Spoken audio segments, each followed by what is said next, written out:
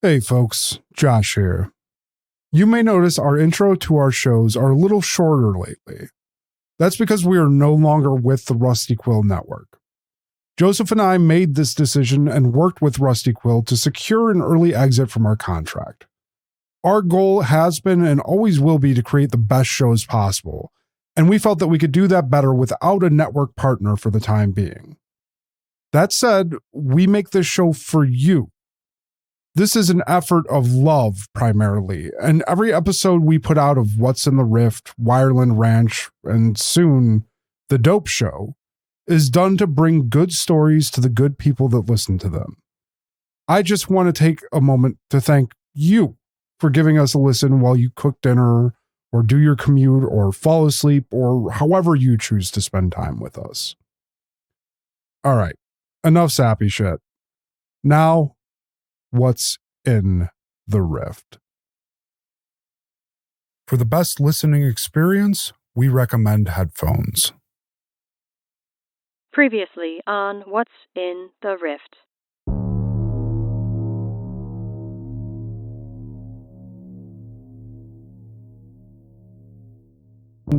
I need you to shut up the...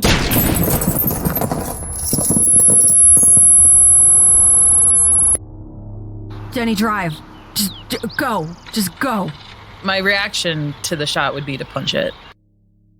The impact is jarring, to say the least. You go flying against the restraint of your seatbelt, and Ace goes tumbling over the seat. Hop that fence into the grass and basically drive across this field that apparently everyone else is driving across. All right, I'm gonna roll. Yeah.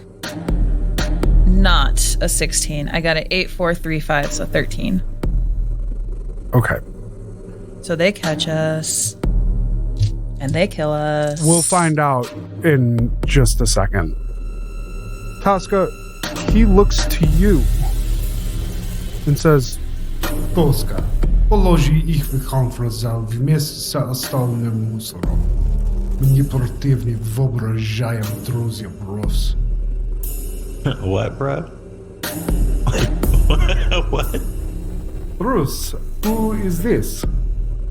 Seems like you already know. I mean, I know we didn't end things super well last time, and I still owe you for that beer, but why are you playing these mind games? It's Toska. You called him Toska. He did. Yeah, silly me, of course. Bruce, my patience for games is very thin today. and he says this, and you hear the doors behind you on the other side of the hall click open. And through them walk 3 very imposing figures. Please, I do not want dramatics. I do not want this to be a big thing. I am very tired. I have been up all night, and I would rather that you just come, sit with your friend. Where are the rest of them, Bruce? We're people. We're not cargo. Treat us as Bruce, humans. where are the rest of them? Bruce is trying to signal with his eyes that they should shock Dima. He's going a little, I'm going to lunge toward Dima, leave Jackie standing between me and the other 3 guys, get around behind Dima so that I can grab him while facing the other 3 guys at the opposite end of the hallway. And I'm going to put the baton to Dima's throat. And I'm hoping that Bruce is somewhere right there with me. And I'm going to hold that stance and let Bruce tell me where to go from here, because he understands the situation better than I do, maybe. Maybe. And he holds his hand up to the people on the opposite side of the hallway, the ones approaching you. No, нет, don't do this. Пожалуйста, Алана, остановись. Stop. Please, stop. Please. So, but they're not stopping. They're not stopping. What's in the Rift is intended for mature audiences.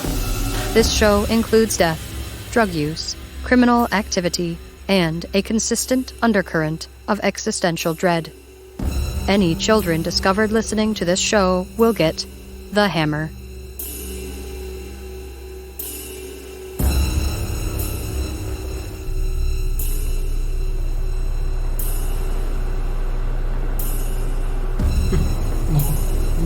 Yeah. Bruce, do we kill Dima? That's what Herman said to do. It's not just what Herman said to do, it's also what Victoria said to do.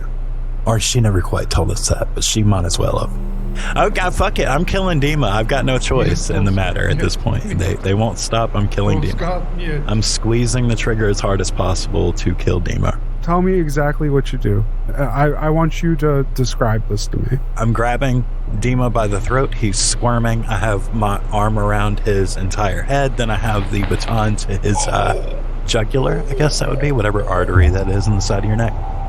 And if they're not going to stop, then I'm just going to squeeze it as hard as I can and let him go limp in my arms and then drop him to the ground. You tense your grip on this baton, and it sparks to life again. And the three people at the end of the hall don't even seem to care in the way that they're moving on you. Jackie, they are maybe 5 feet in front of you when Toska rips this baton into Dima's neck. Toska, you can feel him in your arms start to tense, and you have a moment where you realize that you're pushing some type of signal giving device into someone that you're physically holding, and you've set it to like a kill level of intensity. Yes. And you press it fully into his neck. Dima's stiff, and you can feel the tingle through your clothing, across your hand, and you are going to pick up a D10 complication here called paralyzed. Dima drops to the ground, dead.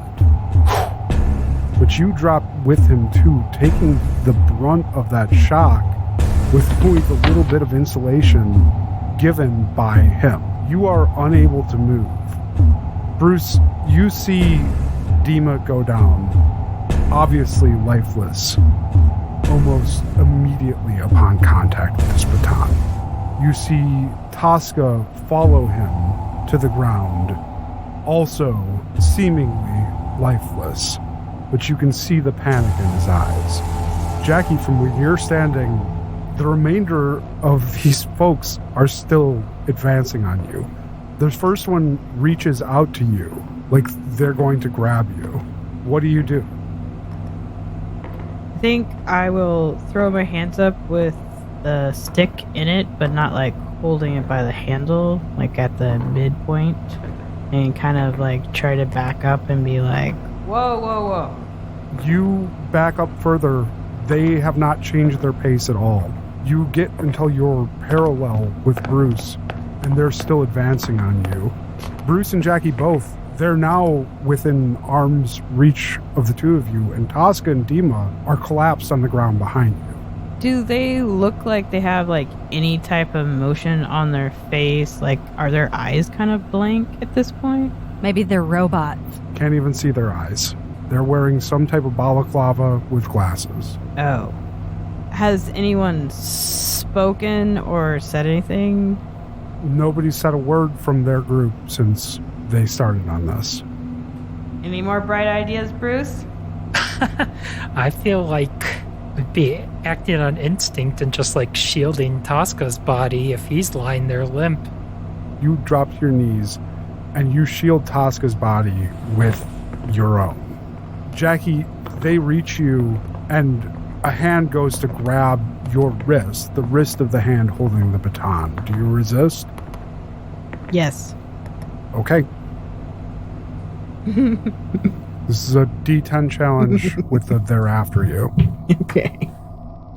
Ooh, those are some cold fucking dice. 11. Okay. Let's see here. I'm going to go with against the odds survivor. And since Bruce is the only conscious one, I'm going to go with his relationship and self-preservation. Good call. And enforcer for a die 12. Okay. You're beating an 11. 15. Okay. You manage to rip your wrist away from him, and they don't really react rather than to try to go and grab your wrist again. Do you respond? I am going to reach over and grab the end of the baton with my other hand and try to squeeze and shock him without touching his body at the same time, and try to put it between like an armor piece, maybe towards the neck. Okay, sure. Give me, this is now a contest roll. Mm-hmm. All right. I can't really describe to you the pool that I'm building without away a little bit too much at this moment, but suffice to say that I'm building this off of a sheet. So vague. All right. They have a 1. If you have a plot point, you can spend it to enact a hitch for them. Yes. But you have an 18 still. Okay, hold on. We're going to go with... Sorry, actually, you should have rolled first, but it's the same pool that I'll be rolling regardless. Okay, I'm fine with that. Let's see. Against the odds, Bruce, self-preservation, 12 for enforcer, and I would like to... I don't think I have anything to add a die. I mean, you can add a die with a plot point.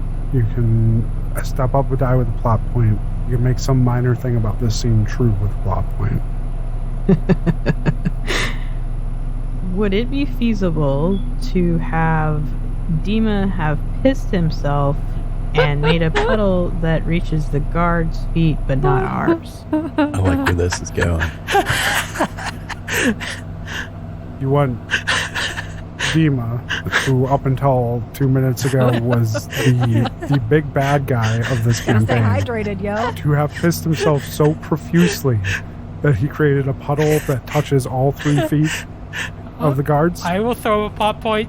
I will give you my 2 I'll make a points plot for point that. and give it to that. I'm not there, but I'll throw all 3 of mine for that. Well, it was a very violent death. But Okay. I'm in this puddle too, let's be clear. Well, I mean, you had him from behind. I did ask for us not to be in it for part of the thing. If that's not going Okay. to work, then I Yeah. don't want to do it. I will do that for 2 plot points. Thank you. Okay. Okay, for 2 plot points, yes. So Dima has pissed himself so profusely that it is just in a large puddle on this floor, large enough to have reached their feet, but not your own. Okay. I still would like to take my other hand and reach for the end of the baton to stick it into his neck. Of course. And I am going to roll for that. Okay.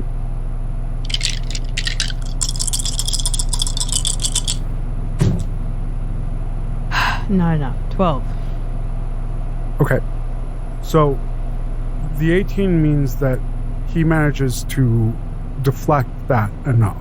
But this is a contest. You can give up now, take a plot point, and you dictate how you give up, but he will gain control of your wrist, or you can try to beat it again.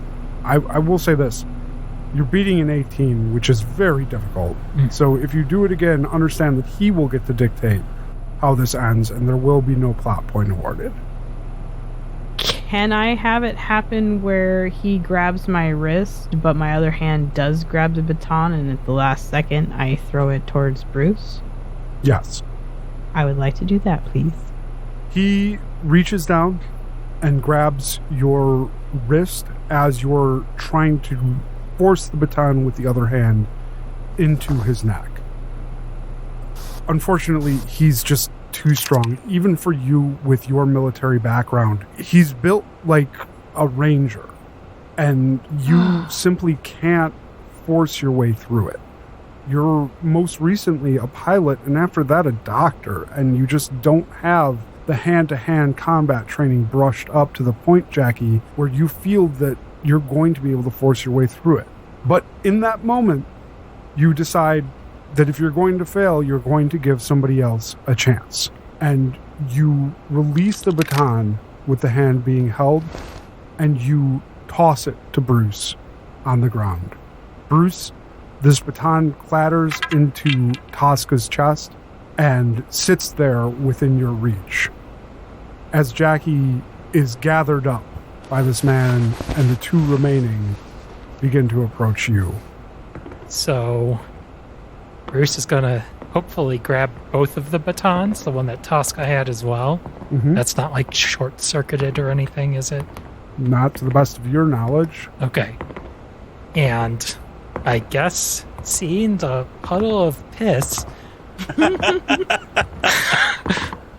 I think Bruce is going to try to squeeze those batons into the piss because the guys are standing in the piss, and try to shock them through it transmitting through the liquid.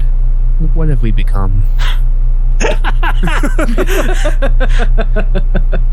Bruce, you jam both ends of these batons into the puddle. Puddle of urine. The puddle of urine. Seasonably warm. Urine. How hard do you squeeze them? Well, Bruce hasn't used the batons yet, so I don't think he's going to go quite as hard as Toska did, seeing how that turned out. You do know how they operate, though. There's been discussion on the batons, so... But adrenaline also, you might not realize how hard He's going to try to squeeze them to stun. Okay. Bruce, you jam both of these batons into the puddle of piss in front of you. Squeeze. But before we get to that, let's move an incredibly short distance away to Court, sitting alone in a conference room with someone who appears to be a friend, but is decidedly not friendly. Court, Dima left you maybe 20 minutes ago, and you did not expect to be sitting here alone with a single guard for this entire time. What have you been doing?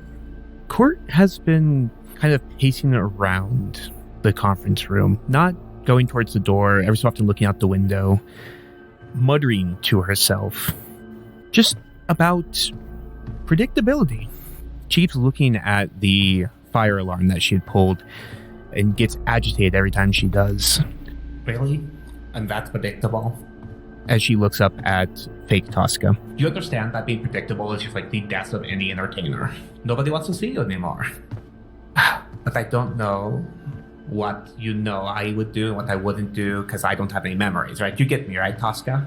You see a brief flicker in his eyes as you say his name, but he otherwise remains stone-faced, positioned by the door. Oh, wow. You're a very stoic type, you know that. Oh, I bet you're the kind of person who's really good at being afraid of things. He stops when you say that, and his head turns and he looks directly at you. There's a challenge in his eyes. Oh, I knew it. See? You see, I'm not trying to mean like an insult. I'm not trying to challenge you.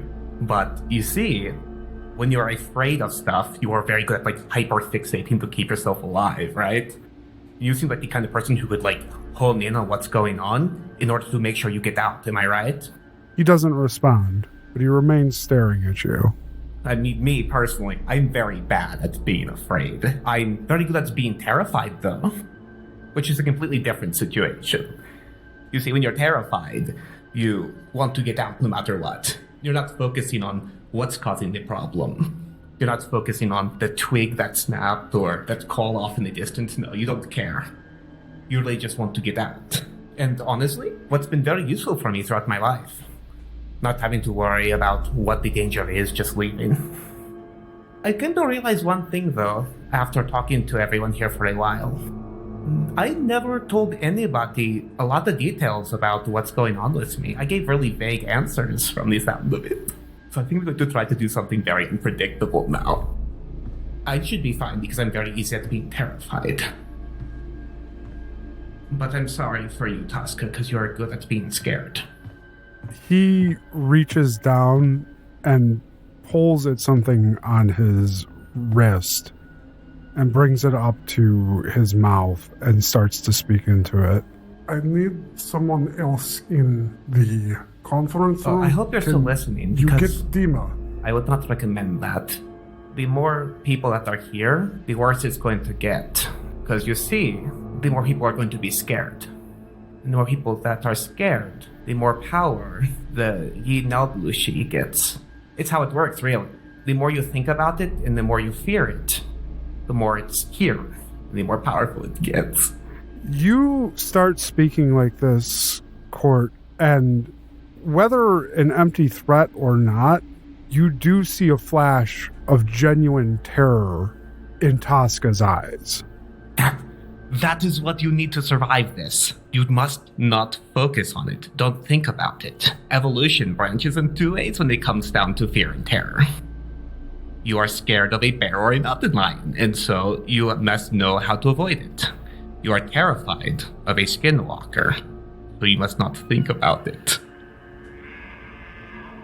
These two things branch off, and unfortunately, Toska, you are very good at being scared of things.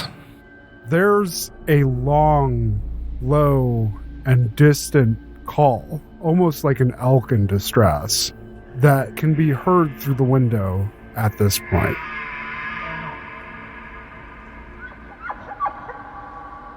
Oh, what was that, Toska? Oh, probably should think about it, though, because when you start imagining things, it gets closer. Well, I'm pretty sure I've done something that is not predictable. Toska again pulls his sleeve up to his mouth and begins speaking into it. Something is wrong. It seems that the creations now are doing the same thing. You have to eliminate all of them. Dima, if you can hear me, kill the rest. And he turns to you, and he pulls a baton from his waistband and holds it up. He takes a step towards you. A quiver in his voice, he makes a demand of you. Send it away. Unmake it. I can do that, but I can't do it alone because you know of it now. Unmake it! Alright, you're going to have to work with me then, otherwise it's not going away. He panics a little, and his grip falters, and a pop and a spark explodes from the end of the baton. He takes another step forward and he goes, "No, unmake it now!" Oh no, you talked too much. It's a little too late now. And Court turns her head to look at the window. It's here. Court, you fully manifested a monster. Yay. You have to tell me what this monster is doing, what it's capable of, and what is happening next here. So the Yolandie is a Navajo urban legend, or actually more though part of their culture. It is a evil witch-like creature that can change between animal and human and can get stuck in between. The more you know about it and the more you think about it, the more power it gets and the more it's attracted to come after you. So your fear actively fuels it. Besides that, it can mimic your voice. It can mimic anyone's voice it hears. And it can elongate to some pretty upsetting sizes, when it's changing. That being said, it likes to strike as much fear as possible, so it'll often watch things and make sure that they know they're being watched. I always picture as an elk. Okay. How is Court summoning this thing? What's up? How is Court able to summon this thing? This is why Court's in the Rift from. I've done all my research on this thing for the past 3 or 4 years. I'm Hail Marying the it. Skinwalker. I guess you're going to have to find out, Patty. Next time on What's in the Rift.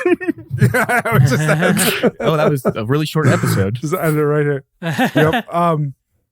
Okay.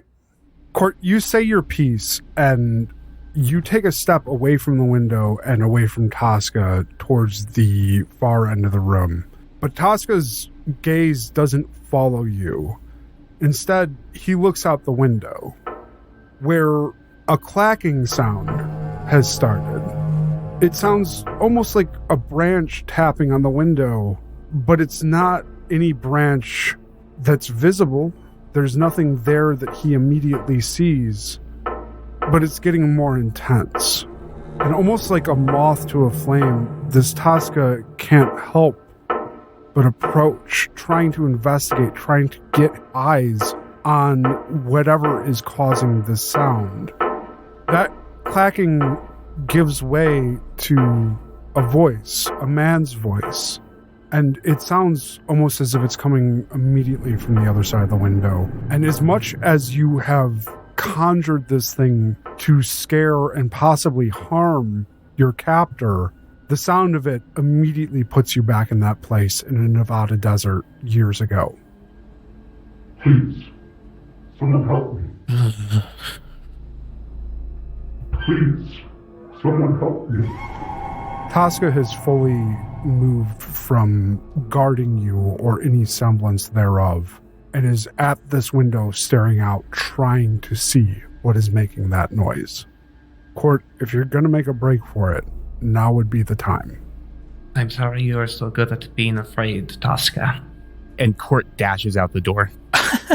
Court, you leave this conference room and you escape into this hall where there are a number of black-clad figures moving things from the individual rooms back towards the door behind you as you face out towards the direction you'd come from, the direction of your room. Almost all of them pay no immediate mind to you, but one almost mechanically turns and starts walking towards you the second that you leave that conference room. Back in that conference room, you can hear the same clacking, the same refrain. And at the far end of the hall is a door you haven't been through before. What's your play? Court is sprinting instinctually towards the door at the end of the hallway because it is the furthest thing away from where she came from. All the while just muttering the mantra, "Don't think about it, keep moving, be somewhere else." And just top speed, trying to evade anything that's in her way. Towards where she'd come from, or towards the door she has Towards the door she has not been through. The most important thing is to get away from that conference room right now. Okay. Court, you book it, top speed, and if there's one thing that you are undoubtedly good at, it is moving in a crowd. You dodge and weave through the mess of uniformly adorned people, gathering supplies, moving things, almost as if packing this entire place up and bringing it somewhere else. And you bust through the door at the end of the hallway into a large, dark, almost cavernous warehouse-like room. At the far ends of the room, there are soft lights and what appear to be hospital beds.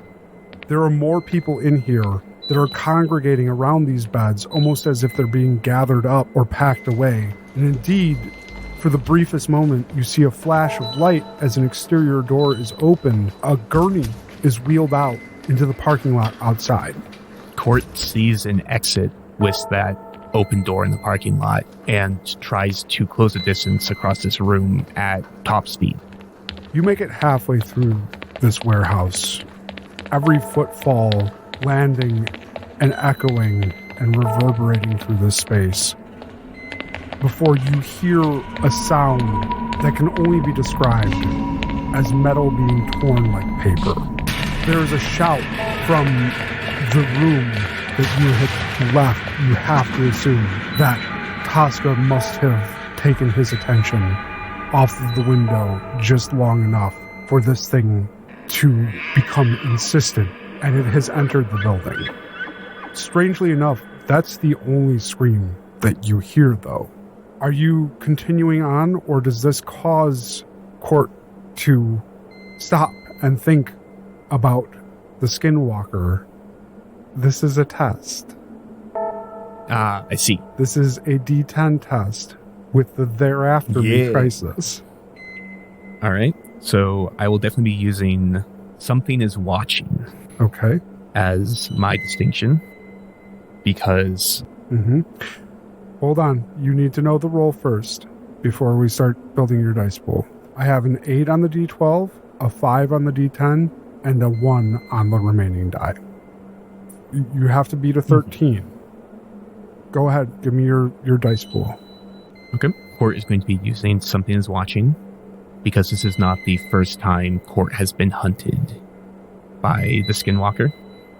So she has an idea of what to do and to stay single-minded. Court would actually like to use the relationship with the traveling circus, because during the moments where she was first learning about the Skinwalker, she found the circus as a distraction in order to keep her mind off things. So would it be possible for her to just be thinking about essentially that as like a mind soothe? I'll allow that. And the last one is going to be self-preservation for very obvious reasons. Understandably. Right. That is a 13. Okay. Ties go to the player. Oh, thank God. That sound causes you to falter, and your footsteps stop, and the door in front of you closes again, the gurney disappearing on the other side as people move about this space as if they haven't heard it. And it takes everything in you, Court, not to turn back towards that sound. What are you saying to yourself in this moment to keep your mind off of that? Keep moving. Be somewhere else. Survive. Keep moving. Be somewhere else. Survive. And Court, with that mantra, steals her will. And pushes off towards that far door. Court, it is an airlock-style door that you go through. There's a brief hallway before you press through the last door, unlocked, and are now out in the parking lot, outside of the building that very recently was your prison. For the second time, you've managed to escape. And I have to assume this time you won't voluntarily send yourself back in. Not a chance. You look around to try and get your bearings. There are, seemingly out of nowhere, dozens upon dozens of these white-clad vans, all gathered up, arranged with their back doors thrown open.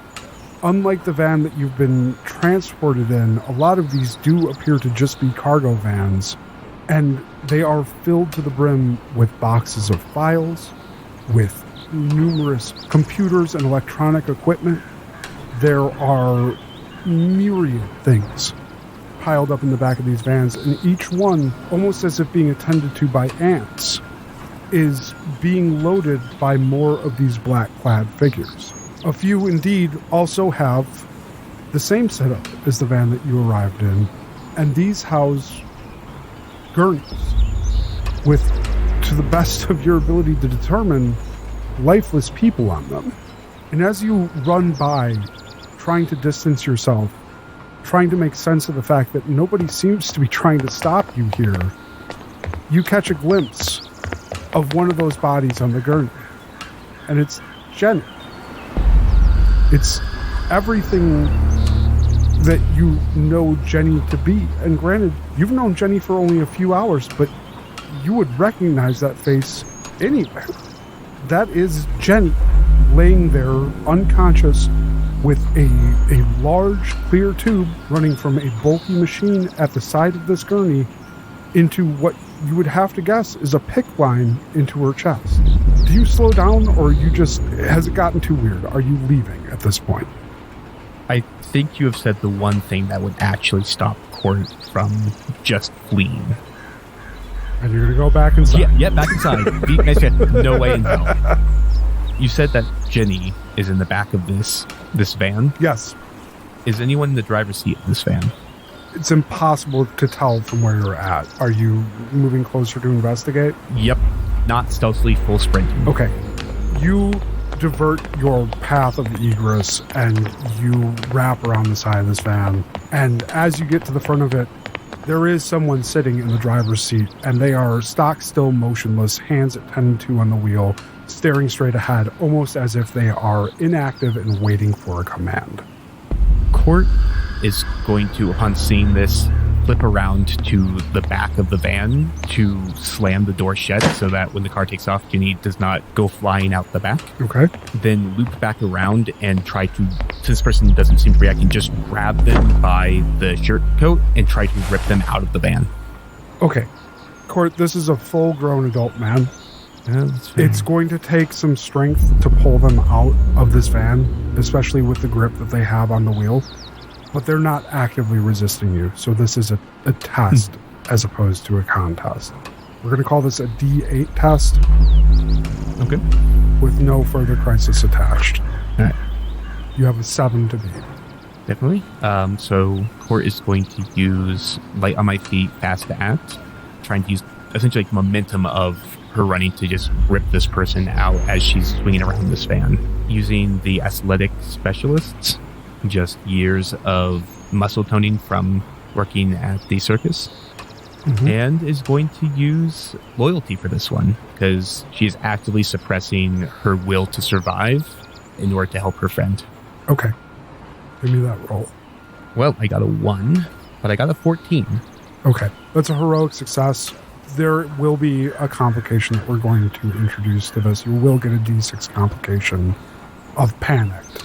It's too weird, this is too surreal, and it's becoming overwhelming for Court. But tell me how you get this person out of the car. So Court, upon seeing the person, runs to the back, slams the doors shut, and then does a full pivot with momentum to run back around towards the driver's seat, and with just unwavering speed, runs from the side, reaches in to grab the shoulder of this driver, and using the momentum of her just booking it, rips this person out from the driver's seat. Court, you gain control of the front of their jumpsuit, and the momentum of your body moving and the way that you've chosen to do this is enough to cleanly rip them free. And their hands, though firmly gripped on the wheel, give way with a bit of a pop. Sitting where you are, standing where you are, in between these vans, this row of vans, you can look up and down now through the cabin of this van, and the first thing that strikes you is how eerily perfectly aligned all these windows are, staring first in front of you and then glancing behind you, and how in each one of these there is a person, all of varying sizes, but all adopting the same posture and the same stance, as if they're waiting at attention.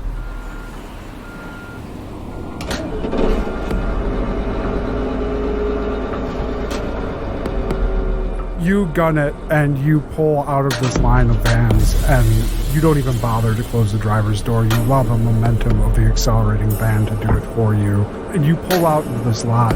There are a number of these same figures walking through the lot, carrying various boxes, none of which turn to stop you. Are you are you plowing through people, or are you trying to avoid hitting them? Or is panicked, but she still values human life, so she will avoid the people as much as she can. It's a little bit slow going as you wait, almost as if waiting for ducks to cross the road. Oh my god, people. You move right now. But you do manage to make your way out to a road at the end of this lot here that very helpfully is labeled as Interstate Road. You pull out which direction, Court? Court takes a right. Court, you take a right, and you start accelerating down the road. I'm getting you out of here, Jenny. I don't know where we're going, but we're getting out of here. Where, about a mile away, Jenny and Blanche, a headless Victoria, and a very nervous Ace, are stopped in a field with a van slowly approaching into that same field behind them. Jenny, it's the damnedest thing. You would have sworn that once the SUV stopped moving in this field, once it stopped responding to the gas pedal, you would have assumed that it was over from there. But strangely enough, the van that had pursued you up to this point is creeping into the field behind you, moving obviously with the caution that you now wish you would have adopted, but at the time you did not feel you had the luxury of. But you sit in the cabin of this SUV, watching in the side view mirror as it's very slowly gaining ground on you. What are the two of you doing? I have a plot point that says they run over something and get a flat tire. Okay, sure. They get to a point, roughly the same point that you would have figured that you had first started to encounter trouble going through this field. And despite the slow progress they're making, you can see the explosive decompression of one of their tires as it rapidly deflates, having run over something that has damaged it beyond its structural integrity. It sits there for a moment, almost as if considering whether they push on with a flat tire, before 3 people get out of the vehicle. One from the passenger's door, one from the driver's door, one from the back of the van. Share a glance for a moment, and then start walking towards your SUV. God damn. They're fucking robots, aren't they? Maybe. They are the Rift. So, Cor got to do her thing. This may be a very convenient time for a glitch. I'm just saying. Do it. I can't summon them. That's the whole issue. I have 2 plot points that says Jason Christ appears. Oh, that'd be spicy. In reality, what Jenny would do... Are you offering 2 plot points for Jason to appear? I am. As a follower in one of his block, I want Jason to appear and save me as I pray. Jenny, you catch in the now broken and dangling rearview mirror as it swings back and forth in the breeze through this SUV, the briefest of glimpses of what appears to be Blanche clasping her hands and praying furiously. Blanche, we don't have time for this right now. We need to run. Jason is my shepherd and he shall save his flock. He is my shepherd and he will do his flock. Blanche, grab Ace. We gotta go. And I'm gonna open the door. Ace, come on. You go to call Ace, and as you spin to open the door to exit the vehicle, the bright light of the early morning has changed in quality. It's gone near blood red. And as you step out of the vehicle, Ace whining and moving with you, with Blanche still inside the car, praying furiously, you venture a look at the sky, and the sun looks like a vessel of red wine. And not an IPA? That would be a weird color. Well, actually, it wouldn't be a weird color for the sun. You don't know what to make of it, but you do know that behind you, there are 3 advancing UCRI goons. And, well, you tell me what you do. I really don't want to leave Blanche, but I really don't want to confront these guys. So I will be outside the car, pleading with her to get the fuck up until they get probably fairly close. Are they fully clothed like the stormtrooper the other guys were? like they have the masks and stuff so you can't see their face? Or are they just in suits or whatever? They're in black jumpsuits. They do not have the same balaclavas or eye coverings that the previous ones did. They all share the same blank, expressionless look, and they're all moving towards you at the exact same rate. Are they all different, men, women, short, tall, or are they all, pretty athletic? There's no uniformity between them. They look like regular people, just moving as if they were a flock of birds. Okay, well, I'm trying to base this on how athletic they look and how fast I think they could run. And if they get too close where they'd be able to catch me, I'm just going to have to leave. But until that breaking point, I'm going to be pleading with Blanche, we got to go. And I'll even open the back door and try, pulling her arm and, Ace, help me get her out. Blanche, we have to go. And as they get closer and closer, Jenny will probably even start to freak out to the point where she's starting to tear up and start crying because these guys are obviously going to come kill them. And she really doesn't want to leave Blanche, but she really can't stay here and she's very torn. So she's getting to that point of tears where she's like, come on. Okay. Blanche, Jenny is begging you to stop what you're doing. What do? I start to get up and move out of the car, but I just continue saying my prayer and frantically praying, but while moving. That's fine. Pray and move. Let's go. We gotta run. I'm going to take off in the opposite direction from which they are coming towards us, obviously. You begin to move away from these folks when a voice almost as if amplified 1,000,000 times over, erupts from the air around you. Yo, for the winners out there, you got a spot on my throne. Just like I conquered and kicked it with my old man on his throne, bro. I am back. Jason? We hear this voice like this disembodied voice from the sky kind of thing. You hear this disembodied voice from the sky and the sound of trumpets and a crack as if the surface of the earth has been torn asunder, rendered in twain. And disconcertingly enough, Blanche's feet begin to lift off the ground. Sorry, what? Oh my god.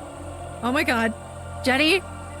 Jenny, I'm floating. I turn around. The voice from the sky continues and says, Spirit and the bride are like, come on, dude. If you're hearing it, shout it back. Come. Thirsty? Roll up and grab the ultimate taste destroyer. The water of life, bro. And don't rat me out, but I made it an IPA. What in the hell is happening? Blanche, where are you going? It's Jason! I told you! It's Jason, and you doubted me! What are you and talking about? How did I ever doubt Jason? I'm so grateful you're here! Are these guys still like coming towards us, or have they stopped to also acknowledge the disembodied voice in the sky? They have not. They are still approaching. Fucking robots, I'm They have telling to be you. robots. I'm gonna hold Blanche's ankle like a balloon and try to keep running. Okay. I have Ace running next. Does Ace have a leash with him, or is he free dogging it? He's free Okay, dogging. that's fine. Ace is free dogging. He's a good boy. I just was wondering if I need to pick up his leash so like they don't catch it or something. But I've got Ace free dogging with me, and I'm holding Blanche like a balloon. I'm just trying to run away. I just need the artwork from this scene. You have Blanche's ankle. You start to move through this field, panicked, Yes. as the voice around you becomes more intense. And one last call sounds.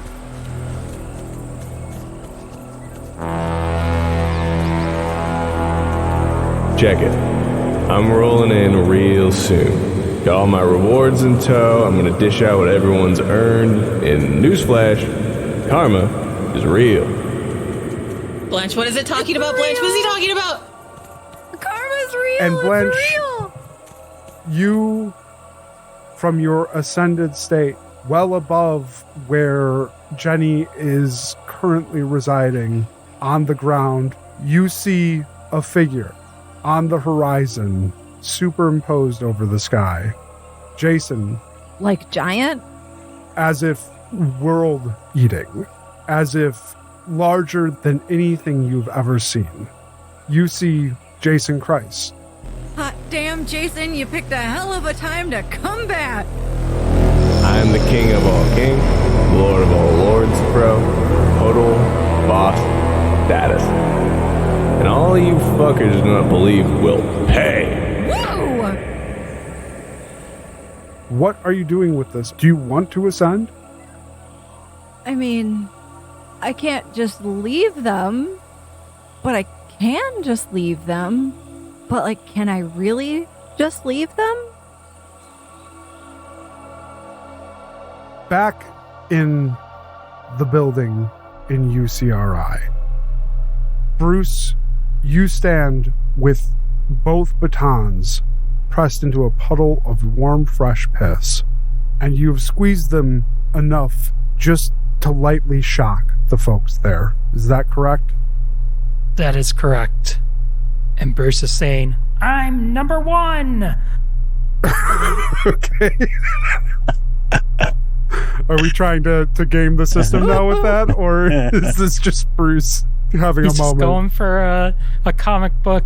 He lit a cigarette as soon as he was done. Yeah.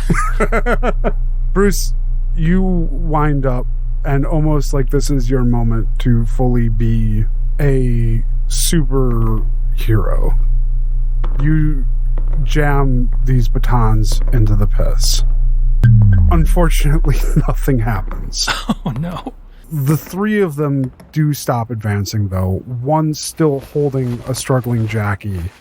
And it's at that moment that you hear two things happen.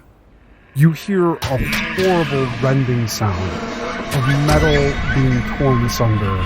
At the same time, you hear a call of clarion trumpets, seemingly from nowhere and everywhere all at once. And one of the three stops long enough to pull the balaclava off their face and look at you. Bruce, you have to stop this. Could you start by letting my friend go? Bruce, you have to stop this. You can stop this, Bruce. It seems like you could stop. Why didn't you stop before? Why now? Who are you? Bruce, it's me. It's Alana. Does this look like Alana? No, this is a large, athletic, military-looking man. Okay. Can I slightly squeeze the baton to get the sound of static? To tune into Spirit Radio and try to get a read on this? Absolutely. Bruce, you squeeze this baton and it pops and crackles and begins to arc. As the sound intensifies, the person who'd been speaking to you shouts at you. Bruce, we don't have time for you to be having delusions right now. You have to remember, Bruce, you can stop this. Are you trying to press through it? Yeah. Bruce, you go to squeeze further on that baton, and you go slack. You try to reach out for the pattern and the rhythm of the universe to impart its knowledge on you. Do you close your eyes during this? What does Bruce look like while this is happening? I think normally he would close his eyes, but given the situation, he's far too nervous to do that. Okay. So he's kind of staring at the person claiming to be Alana. You are trying to reach out to Spirit Radio, but it's not coming this time. And the second figure, the one remaining that isn't holding Jackie, pulls off the balaclava too, pulls off the sunglasses, and in unison the two of them say, Bruce, I know that you don't understand, but we have a job to do. Stop them. I don't understand. We killed Dima. What do you mean? Shouldn't that stop it? You killed Dima, which was part of the plan. Thank you for that. But you need to rein in your creations. My creations? What do you mean, my creations? Bruce, do this with me. Are they still holding Jackie? Yes, still holding Jackie. Why am I going to do anything with you when you're still restraining my friend? Your friends are dangerous, Bruce. Please just do this with me. You're going to do it anyway, but please just do it the way that we talked about. You're on a river, Bruce. You are 10 years old. You're ice skating. Do you remember, Bruce? Close your eyes. Think. I remember. I didn't want to play hockey. I just wanted to ice skate. It was a warm day, Bruce. Unseasonably warm. Do you remember? I think I do. The ice was slick. There wasn't much snow. The boys there were not being nice to you. Do you remember? Too well. Bruce, I need you to remember going under the ice. Remember the cold water. I remember now. Remember the feeling of the life slipping out of you. Remember the emptiness. I have tried to send you this message multiple times. Bruce, I need you to go to your gelato place. I know I've been there. I don't know how to go there. Think of the water. Think of the water. Think of the water. Think of it coming in, pressing against your lips and nostrils. Think of it cold, filling up your lungs. Think of your time there, dark, below the surface, floating, numb, empty. You have to remember. You said you remembered! 6 minutes dead, 15 minutes hypoxic. When you awoke, you had very few memories. Bruce, remember the water! I can't. Toska's laying on the ground.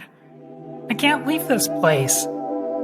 Bruce, you have to try! Bruce, you hear in the distance another thrum of trumpets.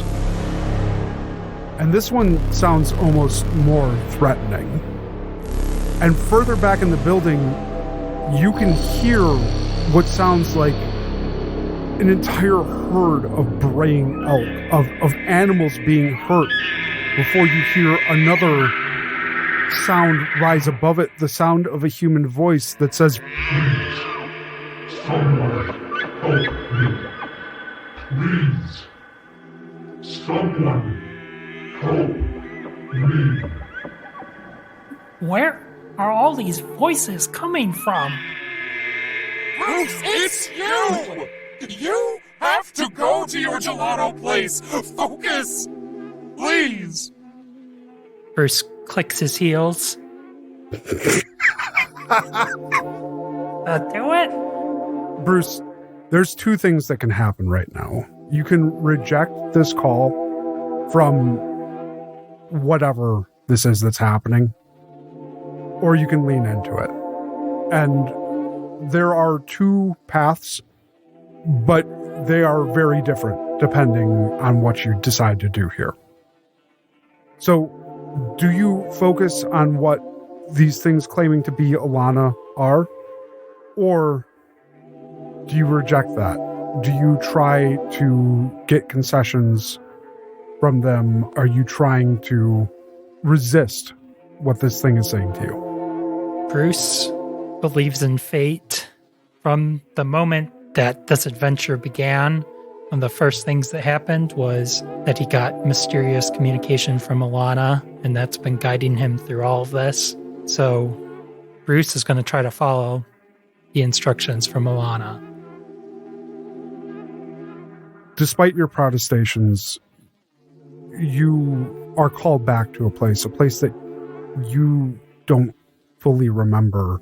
But the second that you listen to the instructions as provided, to think of the river, to think of being out past the rink, to think of going under the ice, to think of the cold water pressing into your throat past your already numb lips, to think of the life slipping out of you and that cold nothingness, and you're there.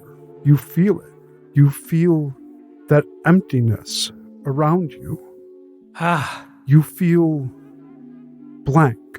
There's no telling how long this actually lasts before you feel a hand on your shoulder shaking you. When you open your eyes, you see those same 3 figures, one standing off to the side, still clad in a balaclava and glasses, 2 unmasked, staring at you with appreciative looks on their faces. But hold the phone. What was the point of that? The one remaining holds nothing in their hands.